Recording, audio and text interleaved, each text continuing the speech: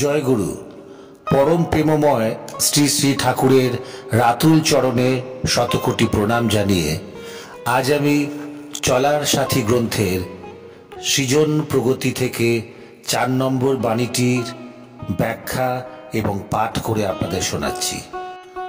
অব্যক্তে বিরাগ সম্বেগজ বিচিস্পন্দিত সত্তা সংক্ষুধিত আবেগ কম্পনে সৃষ্টিক্ষু হইয়া উদ্বুদ্ধ সৃজন স্রোতে বিক্ষুব্ধ সংঘাতে ব্যবর্ত বৃত্তাভাসে চেতনোদ্দীপ্ততায় অসম বহুল প্রকট পরায়ণ হইলেন, আর তিনি প্রদিত বাক। এখন আমি বাণীটির প্রতিটি লাইনের ভাবার্থ আপনাদের শোনাচ্ছি। অব্যক্তে বিরাগ সম্বেগজ, এখানে অব্যক্তে বলতে যা প্রকাশিত নয় বা স্পষ্টভাবে বোঝা যায় না। বিরাগ কোনো কিছুর প্রতি অনাসক্তি বা বিমুখতা। সম্বেগজ উচ্ছ্বাস বা আবেগপ্রবণ অবস্থা থেকে উদ্ভূত। তাহলে এই লাইনটির অর্থ এইরূপ হয়: কোনো নির্দিষ্টভাবে প্রকাশ না হওয়া বিরাগ বা বিমুখতা যা প্রবল আবেগের উদ্রেক থেকে সঞ্চারিত। বিচিস্পন্দিত সত্তা, বিচি বলতে এখানে একটি কেন্দ্রবিন্দু বা সূক্ষ্মতম অংশকে বোঝানো হচ্ছে। স্পন্দিত অর্থাৎ তরঙ্গায়িত বা কম্পমান। সত্তা অর্থ অস্তিত্ব। তাহলে বিচিস্পন্দিত সত্তার অর্থ এইরূপ দাঁড়ালো এমন এক সত্তা বা অস্তিত্ব যা ক্ষুদ্রাতি ক্ষুদ্র অনুভূতির কেন্দ্র থেকে কম্পিত হয়ে উঠছে। সংক্ষুধিত আবেগ কম্পনে। সংক্ষুধিত অর্থাৎ তীব্র ক্ষুধার্ত বা আকাঙ্ক্ষিত। আবেগ কম্পনের অর্থ হল আবেগের কারণে সৃষ্ট কম্পন বা দোলা। মোট অর্থ তীব্র আকাঙ্ক্ষা থেকে উদ্ভূত আবেগের প্রবল দোলায়িত অবস্থা। সৃষ্টিক্ষু হইয়া, সৃষ্টিক্ষু অর্থ হল সৃষ্টির ইচ্ছা বা প্রবৃত্তি। হইয়া হয়ে বা হয়ে ওঠা। তাহলে সৃষ্টিক্ষু হইয়ার অর্থ হল সৃষ্টিশীলতার গভীর আকাঙ্ক্ষা নিয়ে উপস্থিত হওয়া। উদ্বুদ্ধ সৃজন স্রোতে। উদ্বুদ্ধ অর্থ প্রেরিত বা উৎসাহিত বা উজ্জীবিত। সৃজন সৃষ্টিশীলতা বা সৃষ্টির কাজ। স্রোতে অর্থ প্রবাহ বা প্রবল ধারা। তাহলে উদ্বুদ্ধ সৃজন স্রোতে লাইনটির অর্থ সৃষ্টির প্রেরণায় উদ্বুদ্ধ হয়ে সৃজনশীলতার এক প্রবল স্রোতে প্রবাহিত হওয়া।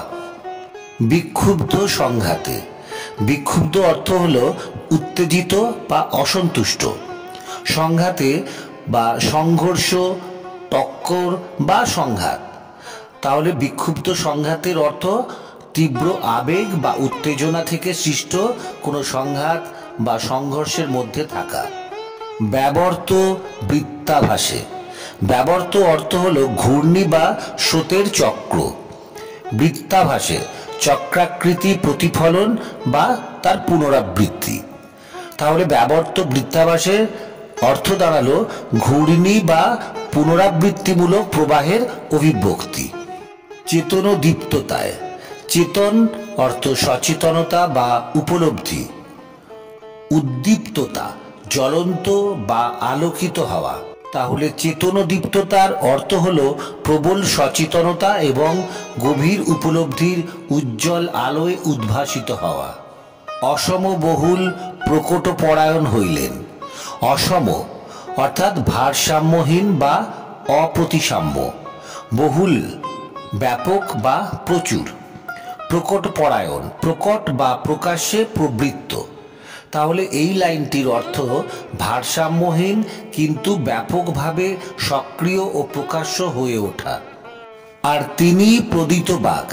প্রদিত বাক কথাটির অর্থ আলোকিত বাক্য বা সত্য উচ্চারণকারী।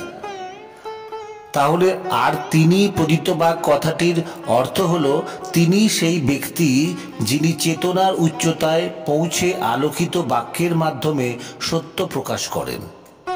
এই বাণীটির সম্পূর্ণ অর্থ বলতে গেলে অপ্রকাশিত বা স্পষ্ট নয় এমন এক বিরাগ যা প্রবল আবেগ থেকে সৃষ্ট। সেই সত্তা ক্ষুদ্রাতিক্ষুদ্র অনুভূতির কেন্দ্রে ত্বরান্বিত হয়ে ওঠে। এই প্রবল আকাঙ্ক্ষা আবেগের কম্পনের মাধ্যমে দোলা দেয় এবং নিজেকে সৃষ্টিশীলতার ইচ্ছায় পূর্ণ করে তোলে। উৎসাহে উজ্জীবিত হয়ে সৃষ্টির স্রোতে প্রবাহিত, বিক্ষোভের সংঘাতে তাড়িত এবং পুনরাবৃত্ত ঘূর্ণিতে নিজেকে খুঁজে পাওয়া সত্তা। এই সত্তা চেতন উদ্দীপ্ততার আলোয় প্রকাশিত, যা তাকে অসম ও অস্থির হলেও বহু ক্ষেত্রে প্রকট ও সক্রিয় করে তোলে। শেষ পর্যন্ত তিনি সেই আলোকিত বাক্যের প্রবর্তক, যিনি সত্যকে প্রকাশ করেন। আজকের এই বাণীটির পাঠ এবং ব্যাখ্যা ভালো লেগে থাকলে আপনারা লাইক, শেয়ার এবং কমেন্ট করতে ভুলবেন না। আর যারা প্রথম দেখছেন তারা এই চ্যানেলটিকে সাবস্ক্রাইব করে আমার পাশে থাকবেন। ভালো থাকবেন। জয় গুরু।